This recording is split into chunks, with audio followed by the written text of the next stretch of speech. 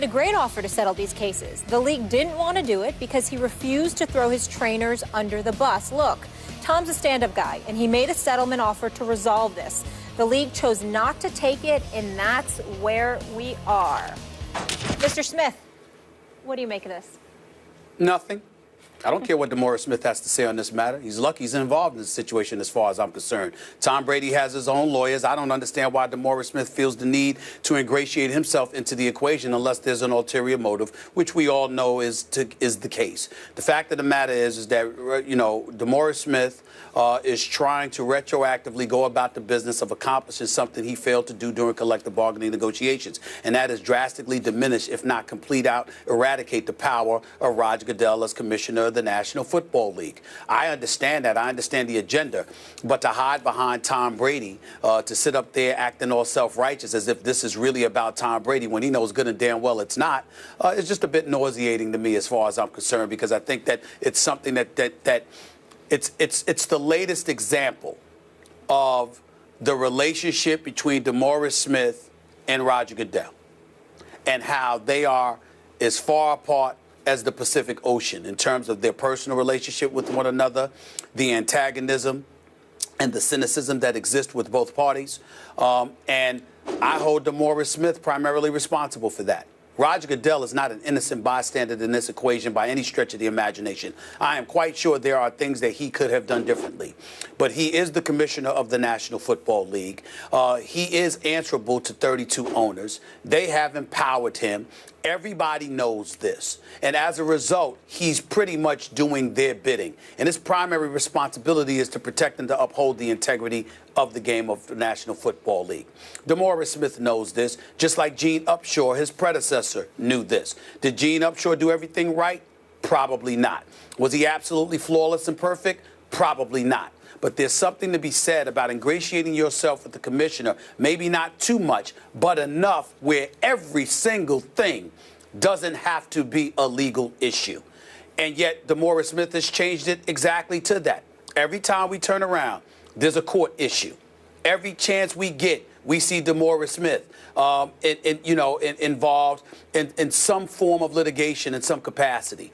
And to me, it's just the latest example of that. So to sit up there and to talk to us about how Tom Brady made a proposal, but you don't want to tell us what it is, then why tell us anything? And why tell us now? It's just nonsense. I'm not trying to hear it. I'm not trying to hear from DeMaurice Smith. And by the way, going on these other shows, let them come on First Take. Let's answer some of those questions. You understand? D.C. ain't far from Bristol. What you hiding for? You know, I mean, that's the way I'm looking. I got my own national radio show. DeMaurice Smith is welcome to come on there anytime he wants. He has an open invitation. Bet you he won't take it most of the time. I promise you that. You understand? Because that's a hot seat, baby. Make no mistake about it. But it is what it is. And in the end, it's just, to me, much ado about nothing. Just the latest example of people coming to the defense of Tom Brady. And as far as I'm concerned, the more people that stand up and come to his defense, the more guilty Tom Brady appears, the more desperate he appears. Now, hold on just a second. You've made about 17 points. I got to undo here, but I got to get back to the radio point. I really made about 3, but go ahead. I really made about 3, but go ahead. So are you offended that D. Smith has done Dan Patrick's radio show and he refuses to do yours or avoids doing yours? Absolutely. Well, let me say this right now. I'm glad you brought that up. Let me tell you something. Unlike the Dan Patricks of the world and others, I shouldn't say unlike Dan Patrick, because I have a lot of respect for Dan Patrick. But I want to say this.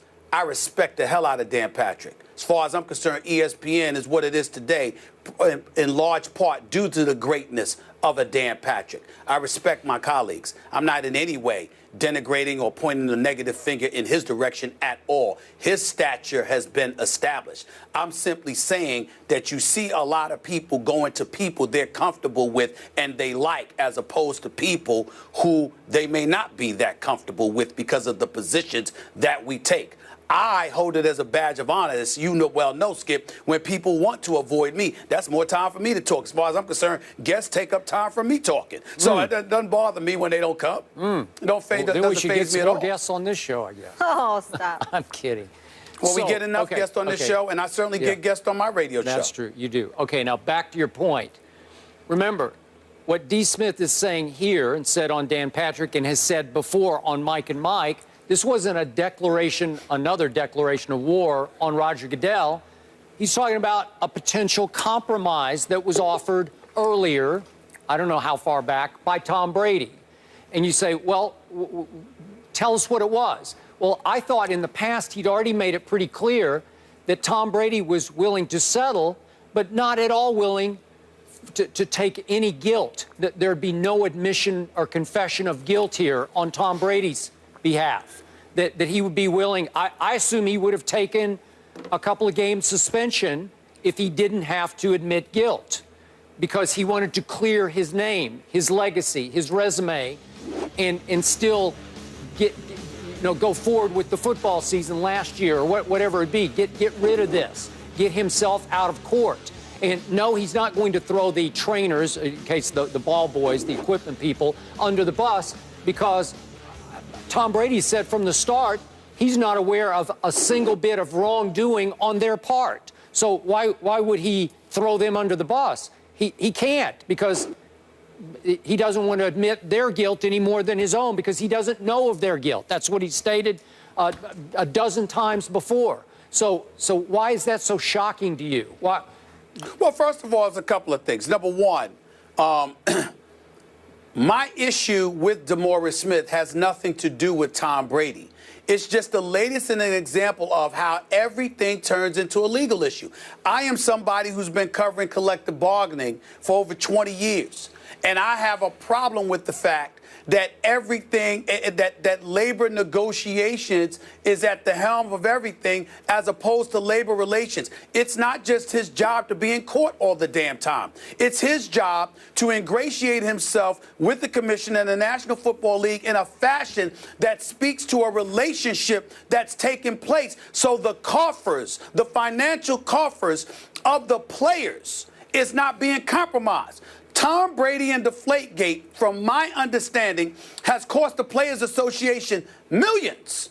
I have a problem with that. I have a problem with the issue of deflated footballs regressing to a point where it's taking millions of dollars out of the coffers of players. That's my issue. And I think that it's something that DeMaurice Smith could have worked to alleviate in a better fashion. Not saying completely or whatever, but I think he could have worked it out better if he had done a portion. I'm not saying he doesn't do his job, because he's obviously exceptional in some areas, but as it pertains to cultivating the kind of relationship where you're not costing the players you represent so much money, I think he could do a better job of that. That is my lone issue with DeMaurice Smith, that he, to me, turns everything into a legal issue because that is where he is comfortable. That is where his bread is buttered. But unfortunately, it's at the expense of a bevy of players whose names are not Tom Brady. As it pertains to Tom Brady, his position is his position. I don't believe him, because don't tell me that you didn't know anything about the footballs being deflated. Now, I don't believe he should be suspended for 4 games. I think the commissioner was excessive. I think it's much ado about nothing. But just don't act like innocent Abe, like you're Polly Purebred, like nothing about you is stained. I don't believe it. Well, I do. I don't believe it, and you do. I respect that. I don't believe him. How much more clear can I be? You get the football snapped to you. You hand it off to the running back. You throw it to tight ends and receivers, and you have no clue. None.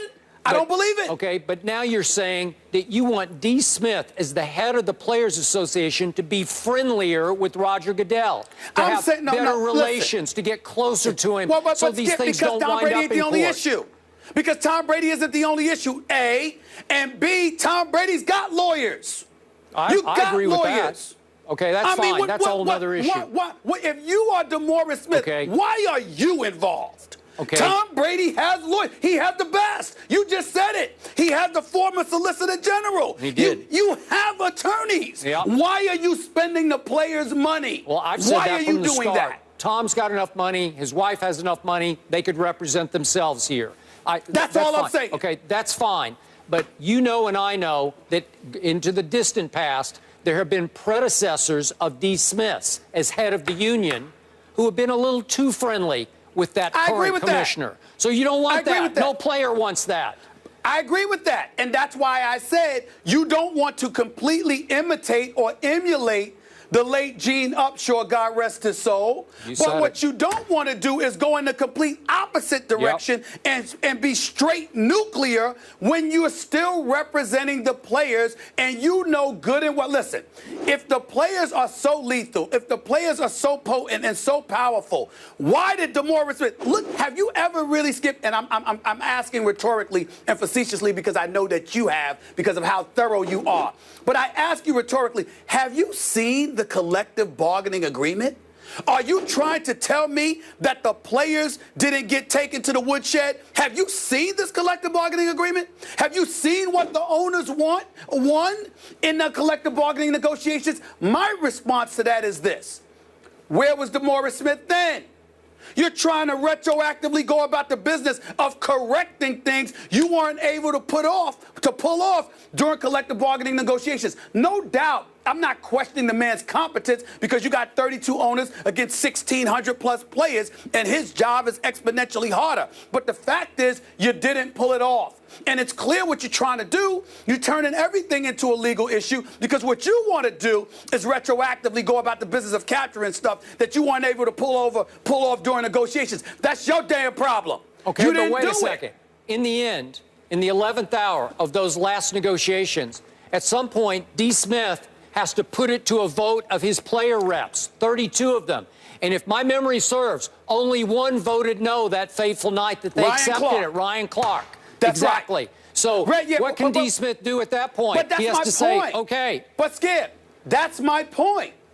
Again, I am not questioning his competence. Listen, I'm a black man, Skip. This man is a black man heading to the Players Association. I'm proud of DeMaurice Smith and what he has accomplished as an individual with his life. I'm not trying to disrespect this man. I am simply making the point that because you represent so many players, there's but so much power that you have. And because you're at their mercy and all their interests are not the same. So if you know this, then it's incumbent upon you even more so to cultivate some kind of relationship with the commissioner where everything isn't a legal issue so you're not spending the players' money on Deflategate. My God, it's over 16 months.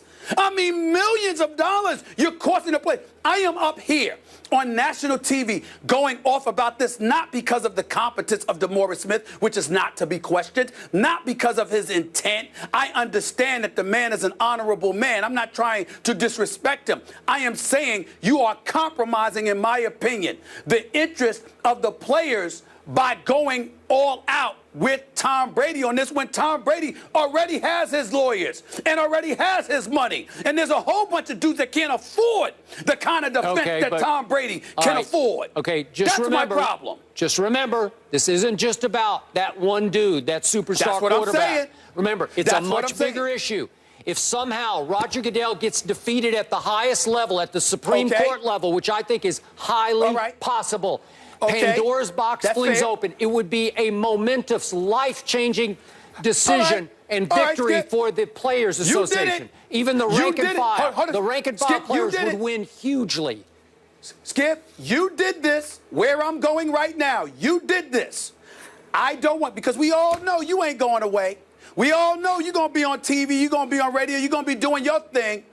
When a player sits up there because he can't stay off the weed, or he gets involved in some domestic violence incident, or a DUI, and all of this other stuff, I don't want to hear nobody complaining about what Roger Goodell didn't do. Domestic violence, I don't want to hear anybody complaining about Roger. Because remember, if you open Pandora's box and you compromise his power, you've therefore compromise his ability to alleviate the problem because you have challenged his authority. So the same people that's sitting up here thinking about Tom Brady, but tacitly go about the business of expressing how it's bigger than Tom Brady, there's bigger issues, and Roger Goodell's power needs to be compromised. Remember what you said, because I don't want to hear anything when other dudes get in trouble and Roger Goodell can't do anything about it because the power has been stripped. I don't want to hear it. Well, obviously, I'm not saying the Supreme Court would throw out every rule in the National Football League so every player